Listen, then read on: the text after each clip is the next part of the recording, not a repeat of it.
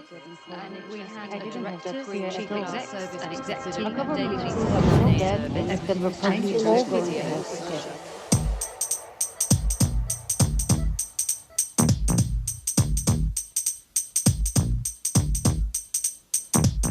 Now this is a story all about how my life got flipped, turned upside down. The project is called In Our Own Words, and it's a collaboration between Whittington Health Psychology and Wake the Beast Theatre Company.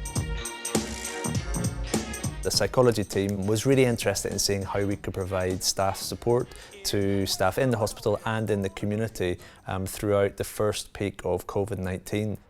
Community staff nurse, laundry and housekeeping team, Community dietitian, integrated care matron, occupational therapist, community dietitian, laundry and domestic housekeeping. worker.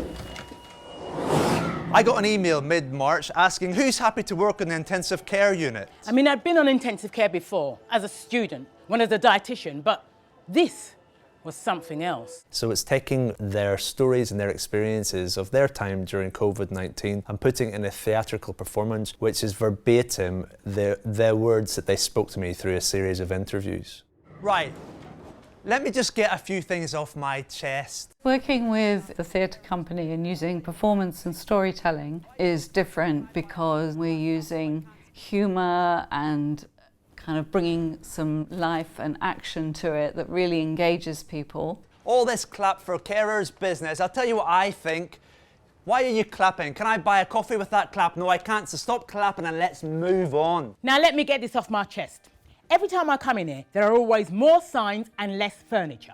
So they took away our table. And we've found it's been an amazing way to allow people to have a space to open up in a way that they wouldn't maybe in a one-to-one psychology session or in a session that was more formal. What I found with a lot of the staff that I've spoken to is there's a real kind of humility and not wanting to express pride in what you have done. I think it's been more stressful than I initially gave it credit for. I really burnt out. I'd say about 3 weeks ago, I was just cycling again on my bike. I'd nearly been hit by a bus and I just thought, you know what? I actually can't deal with this anymore.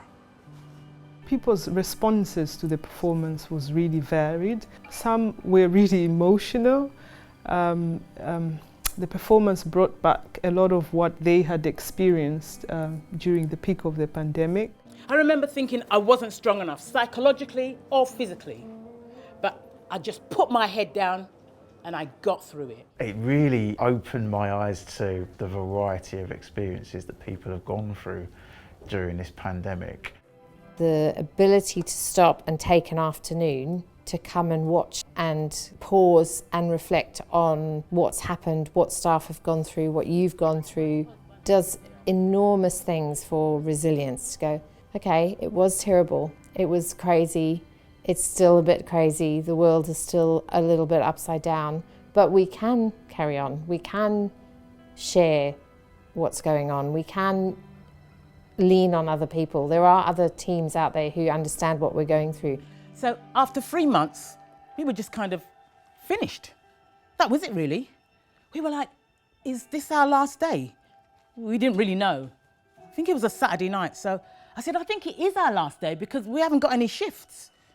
So we just kind of finished. One of the things I like about it is that it kind of gives people something back. They can sit and enjoy, experience something, which I think is really, really important for the staff because, yeah, they've been through quite a roller coaster.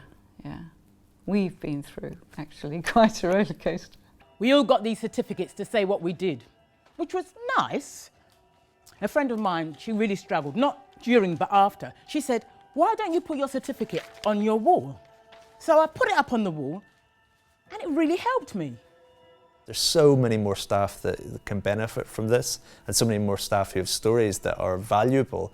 But we feel really proud that in a small way, we've done a little bit in our part to help these voices be amplified. What helped you? For my mental health, I danced. I danced. I danced. I danced.